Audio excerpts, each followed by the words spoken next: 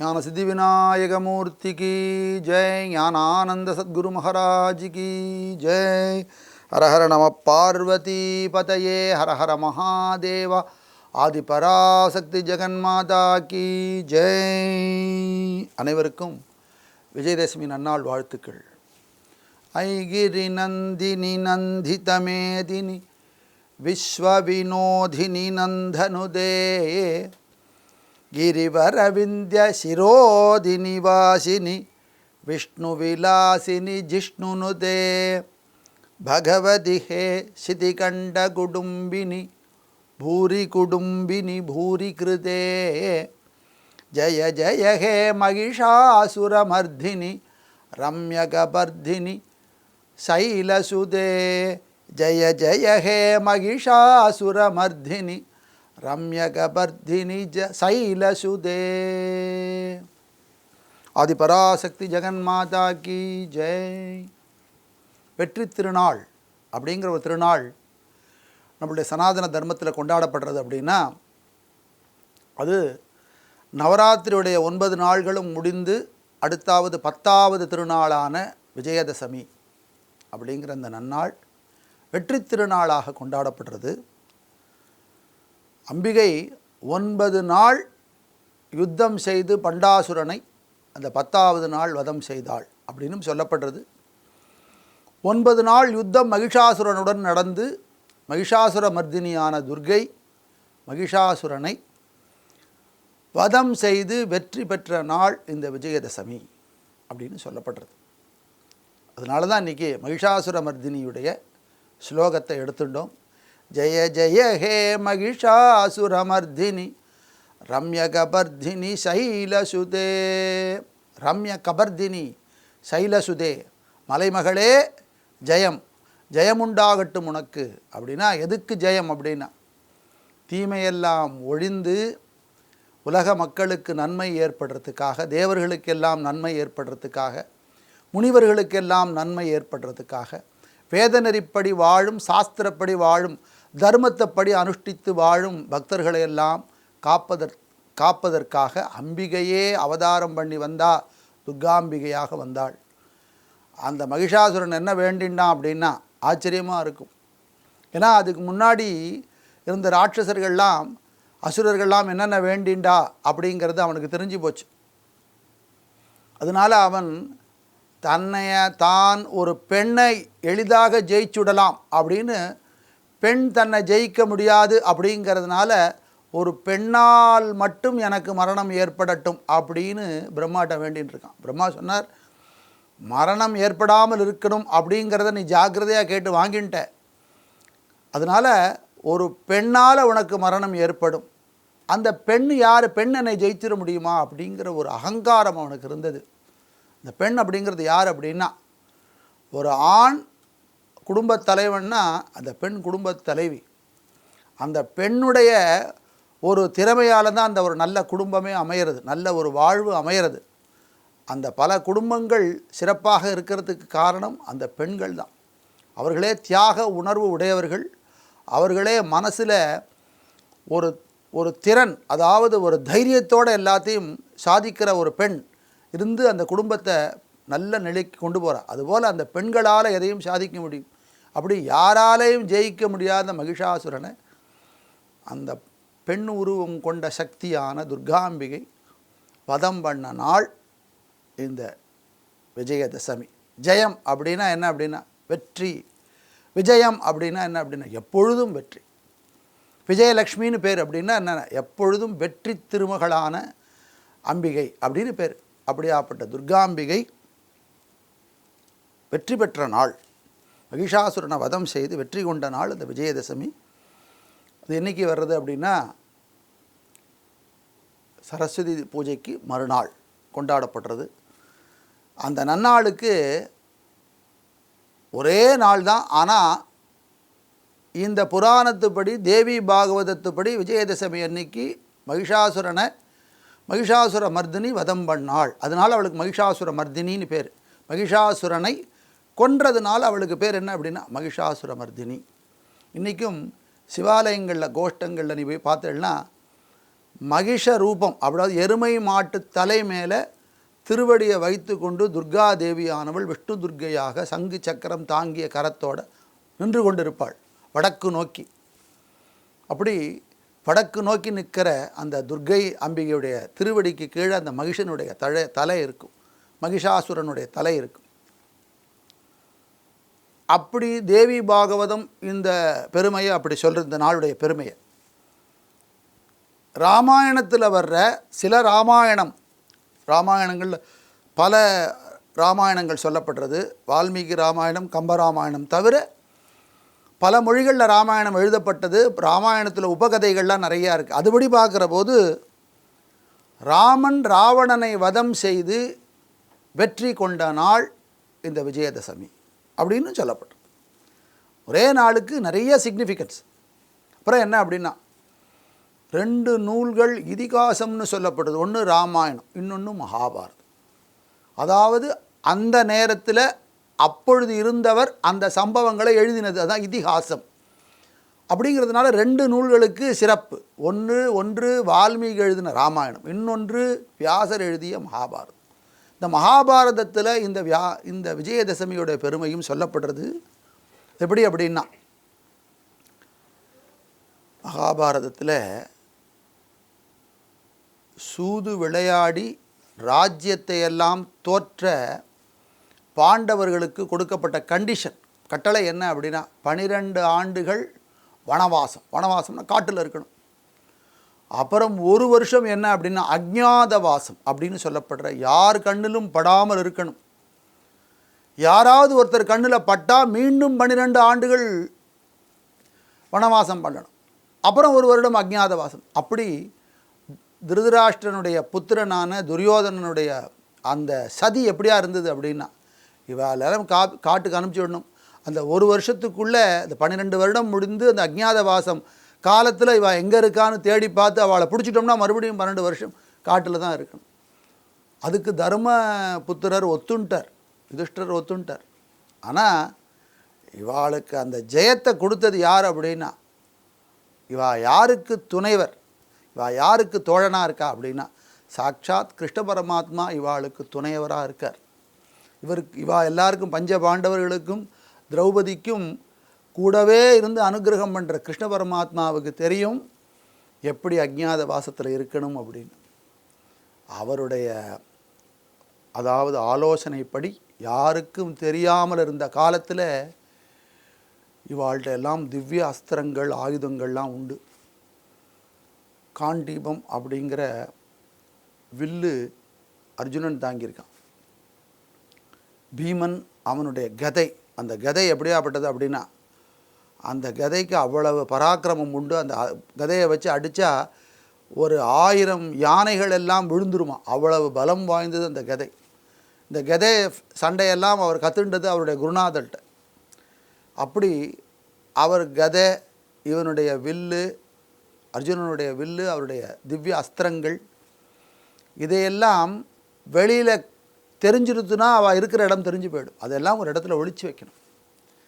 அதுக்கு கிருஷ்ணர்கிட்ட ஆலோசனை பண்ணுறான். இந்த 12 வருடம் முடிந்த உடனே 1 வருடம் அஜ்ஞாதவாசம் பண்ணுறதுக்கு முன்னாடி இதெல்லாம் என்ன பண்ணுறது அப்படின்னு பகவான் ஸ்ரீ கிருஷ்ணர் கொடுத்த உபாயம் என்ன சொன்னார் அப்படின்னா, அக்னி ரூபமான வன்னி மரத்துடைய பொந்துல வச்சுட்டு அந்த வன்னி மரத்தின் தெய்வமான துர்காம்பிகையை பிரார்த்தனை பண்ணிக்கணும். அம்பிகே, இந்த ஆயுதங்கள் எல்லாம் உங்கள்கிட்ட கொடுக்குறேன், நீ இதெல்லாம் மறைச்சி வச்சுக்கோ. வன்னி மரம் அப்படிங்கிற மரம் பல சிவாலயங்களில் நீங்கள் தலவிருட்சமாக பார்க்கலாம். வக்னி அப்படின்னாலே அக்னின்னு அர்த்தம். அக்னியின் அம்சமான இருக்கிற ஒரு மரம் அது. அதுக்கு நிறைய மருத்துவ குணங்கள் இருக்குது. நிறைய ஆக்சிஜனை உண்டு பண்ணக்கூடிய மரம் அது. அந்த மரம், ஒரு மரம் இருக்குது. அந்த மரம் சிவாலயங்களில் தலவிருட்சமாக இருக்கிற மரம். நிறைய சிவாலயங்கள் அதுதான் தலவிருட்சம். வன்னி மரமே தலவிருட்சமாக இருக்குது. அப்படி ஒரு வன்னி மரம் 3000 ஆண்டுகள் உடைய வன்னி மரம் இருக்குது தமிழ்நாட்டில். திருமுதுகுன்றம் அப்படின்னு சொல்லப்படுற விருத்தாச்சலத்தில் இருக்கிற சிவாலயத்துக்குள்ளே இருக்கிற வன்னி மரம் 3000 ஆண்டுகள் ஆனது அப்படிங்கிறத அந்த தாவரவியல் நிபுணர்கள்லாம் வந்து கண்டுபிடிச்சிட்டு போயிருக்கா. அந்த மரத்தில் இருக்கிற இலையை மட்டுமே விவச்சித்து முனிவருங்கிற அந்த முனிவர் தான் அந்த கோவிலே கட்டியிருக்கார். அவர் என்ன பண்ணுவாராம் அப்படின்னா, அவர்கிட்ட கோவில் கட்டிட்டு வர்றவாளுக்கு இந்த கூலி வேலை செய்கிறவாளுக்கெல்லாம் பணம் கொடுக்க முடியாது அவரால். இந்த வன்னி மரத்து இலைகள்லாம் எப்படி இருக்குன்னா புளிய மரத்து இலை போல் இருக்கும். அதை ஒரு 4 பிச்சை அவள் கையில் கொடுப்பா. அவள்லாம் வீட்டுக்கு போய் பார்க்குற போது அதெல்லாம் ஸ்வர்ணமாக தங்கமாக மாறி இருக்கும். அப்படி ஒரு தெய்வாம்சம் பொருந்திய அந்த வன்னி மரத்துக்குள்ளே கிருஷ்ணருடைய ஆலோசனைப்படி இவர்கள் அந்த திவ்ய ஆஸ்திரங்களையும் அவருடைய ஆயுதங்களையெல்லாம் வைத்து அம்பிகையிட்ட பிரார்த்தனை பண்ணி, அம்பிகையே 1 வருடம் கழித்து நாங்கள் மீண்டும் வர்றபோது இதை எங்களுக்கு கொடுக்கணும் அப்படின்னு பிரார்த்தனை பண்ணிக்கோன்னு சொன்னது, அந்த உபாயத்தை சொன்னது பகவான் ஸ்ரீ கிருஷ்ணர். அந்த உபாயத்தை ஏற்றுண்டு அவருடைய ஆலோசனைப்படி துர்காதேவியை பிரார்த்தனை பண்ணுறா இந்த பஞ்சபாண்டவர்கள் 5 பேரும். தர்மர், பீமர், அர்ஜுனன், நகுலன், சகாதேவன், அப்புறம் திரௌபதி, குந்தி, இவா எல்லாரும் அந்த வன்னி மரத்தில் இருக்கிற துர்காதேவிக்கு பிரார்த்தனை பண்ணி அதை அம்பாள் தன்னுடைய கஸ்டடியில் வச்சுக்கிறா. 1 வருட காலம். 1 வருட காலம் இந்த அஜ்ஞாதவாசம் முடிஞ்சதுக்கு அப்புறம் என்ன அப்படின்னா, கிருஷ்ணர் தூது போய் பாண்டவர்கள்ட்ட எல்லாம் பாண்டவர்களுக்காக தூது சென்று பேசி எல்லாம் முடிந்து அந்த தூதுக்கு ஒத்துக்காமல் யுத்தம்னு வர்றபோது இந்த ஆயுதங்கள்லாம் திரும்பி வேணும். அந்த யுத்தத்துக்காக அந்த ஆயுதங்கள்லாம் திருப்பி எடுத்துக்கணும். அந்த நாள் அந்த யுத்தத்துக்கு தயாராக வெற்றிக்காக அம்பாளை பிரார்த்தனை பண்ணி அந்த வன்னி மரத்தில் இருக்கிற துர்காதேவியை பிரார்த்தனை பண்ணி மீண்டும் அந்த அம்பிகைக்கு பூஜை பண்ணி அந்த அஸ்திரங்களை எல்லாம் மீண்டும் பெற்ற நாள் இந்த விஜயதசமி. அன்னைக்கு அந்த விஜயதசமி அன்னைக்கு இந்த ஆயுதங்களை எல்லாம் கிருஷ்ணருடைய ஆலோசனைப்படி அந்த அம்பாளுடைய அனுகிரகத்தோடு பெற்ற பாண்டவர்கள் கிருஷ்ணனுடைய துணையோட எத்திர யோகேஸ்வர கிருஷ்ணோ எத்திர பார்த்தோ தனுர்தரகா தத்ர ஸ்ரீ விஜயோ புதிர் திருவானுதிர் மதிர் மமஹா வெற்றி பெற்றார்கள். குருக்ஷேத்திர யுத்தத்தில் கௌரவர்கள் எல்லாம் அழிந்து பஞ்சபாண்டவர்களுக்கு மீண்டும் அந்த ராஜ்யம் கிடைச்சது. அதுக்கு அந்த வெற்றிக்கு அடிகோலின நாள் எந்த நாள் அப்படின்னா இந்த விஜயதசமி. அதனால் இந்த விஜயதசமிக்கு ஏற்றம் அம்பிகையுடைய பரம கிருபையால் அன்னைக்கு அம்பாளுடைய தியானமாகவே இருந்து இந்த 9 நாளும் முதல் 3 நாட்கள் துர்கா அம்பாள் பரமேஸ்வரி மகேஸ்வரியாக அம்பாளை நம்ம மனசில் நினச்சி தியானம் பண்ணணும். அடுத்த 3 நாள்கள் லக்ஷ்மி தேவியாக செல்வத்தின் தெய்வமாக அவளை தியானம் பண்ணணும். கடைசி 3 நாட்கள் 9 நாட்களை 3 நாட்களாக பிரித்து கடைசி 3 நாட்களும் சரஸ்வதி தேவியாக கல்வி தேவியாக அவளுக்கு எல்லா பூஜையும் பண்ணி அவளுடைய அனுகிரகத்தை பெற்று அந்த சரஸ்வதி பூஜை அன்னைக்கு யாரும் அந்த பூஜைக்கு வச்சத புஸ்தகங்களெல்லாம் எடுத்து யாரும் படிக்க மாட்டான். இந்த கிரந்தங்களையெல்லாம் யாரும் எடுத்து படிக்க மாட்டான். ஆனால் இந்த விஜயதசமி அன்னைக்கு விடியல் காலையில் பூஜையெல்லாம் பண்ணிவிட்டு அன்னைக்கு தன் விஷயமாக தன்னுடைய தொழில் ரீதியாக அன்னைக்கு எல்லாரும் வேலை செய்யும். விஜயதசமி அன்னைக்கு என்ன பண்ணோம் அப்படின்னா, அதுக்கு அன்றைக்கி வந்து விடுமுறை கிடையாது. விடுமுறை விடுமுறைங்கிறது இப்போ அரசு ரீதியாக ஒரு விடுமுறை நாளாக அறிவிக்கிறார். ஆனால் நம்ம என்ன பண்ணோம் அப்படின்னா, நமக்கு என்ன ஒரு விஷயத்தின் மேலே ஈடுபாடோ, பகவத்கீதைனா பகவத்கீதை படிக்கணும். தேவாரம் திருமுறைகள் மேலே ஒருத்தருக்கு ஈடுபாடுனா அந்த தேவாரம் திருமுறைகளை எடுத்து பாராயணம் பண்ணணும். ஒருத்தருக்கு ராமாயணத்து மேலேயும் மகாபாரதத்து மேலேயும் ஈடுபாடு அப்படின்னா ராமாயண பாராயணம் பண்ணணும். ஒருத்தர் ஏதாவது ராம நாமம் எழுதுகிறா அப்படின்னா அன்றைக்கி எழுதணும். அப்படி பயிற்சியையும் அடுத்த வருடம் அதாவது சரஸ்வதி பூஜை முடிஞ்சு தொடங்கிறது நாள் இந்த விஜயதசமி அன்னைக்கு இந்த பயிற்சியை எல்லாரும் மேற்கொள்ளணும் அன்றைக்கி. அதனால் அதோடைய சிறப்பு என்ன அப்படின்னா, மேலும் மேலும் அந்த வித்யை மேலேயும் அந்த தொழில் ரீதியாகவும் மேலும் மேலும் வளர்ச்சிகள் பெற்று அதில் முன்னேற்றமானது ஏற்படும். அப்படிங்கிறதுனால இந்த விஜயதசமிக்கு ஒரு உயர்ந்த ஒரு விஷயம் சொல்லப்படுறது நம்மளுடைய சனாதன தர்மத்தில். அன்றைக்கி வித்யாரம்பம் எங்கு பார்த்தாலும் எல்லா ஸ்கூல்லையும் எந்த சமூகத்தை சேர்ந்தவா இருந்தாலும் பரவாயில்ல, அவளும் என்ன பண்ணுவா அப்படின்னா விஜயதசமி அன்னைக்கு அந்த வித்யையை தொடங்குவாள். வித்யைனா என்ன அப்படின்னா கல்வி தொடங்கும் நாள்.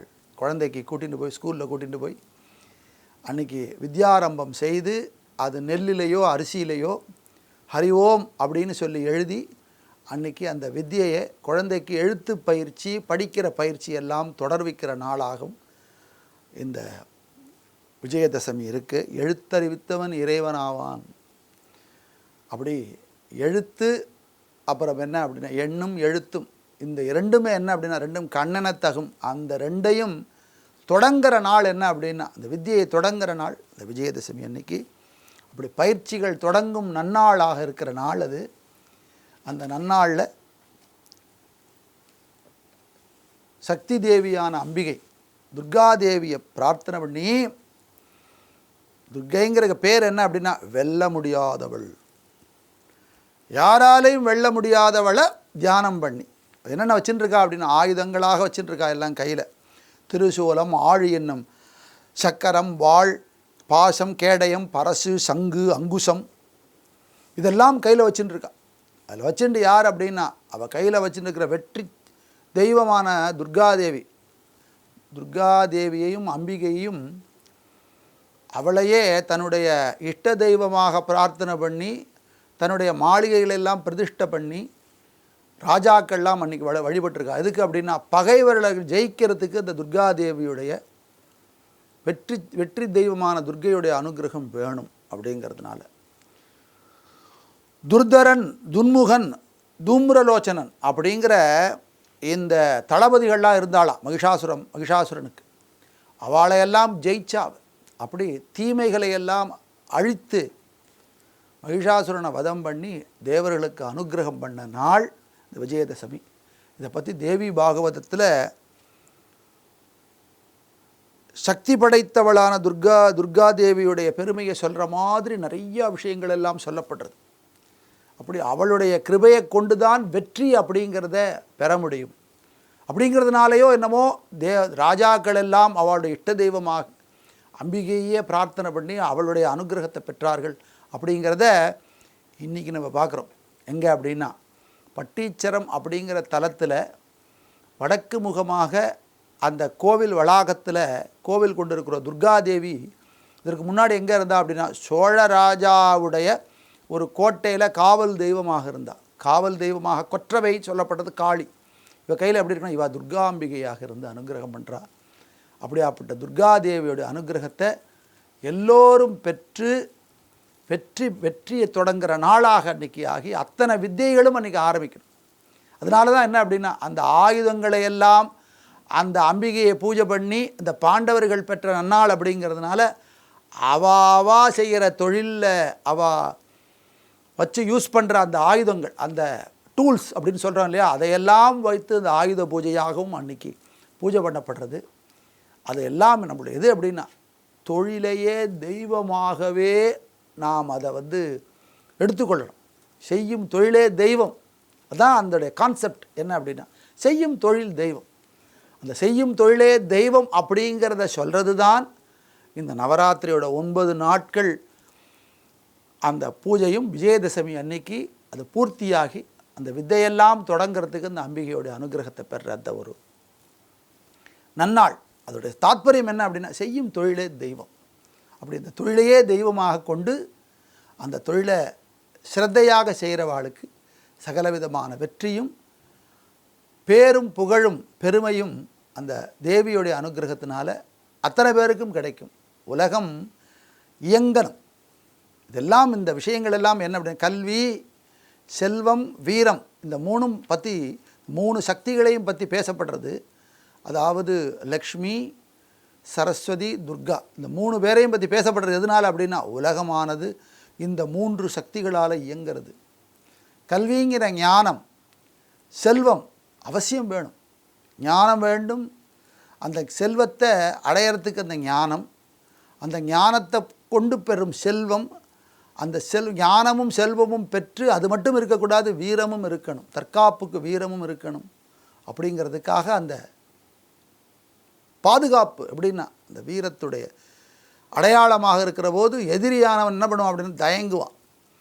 அப்படி கல்வி, செல்வம், வீரம் இந்த 3உடைய சிறப்பையும் சொல்கிறதாக இருக்கிற அந்த நவராத்திரியுடைய உத்தமமான இந்த விஜயதசமி அன்னைக்கு இந்த அம்பிகையை போற்றி நல் சிந்தனை நமக்கு வேணும்.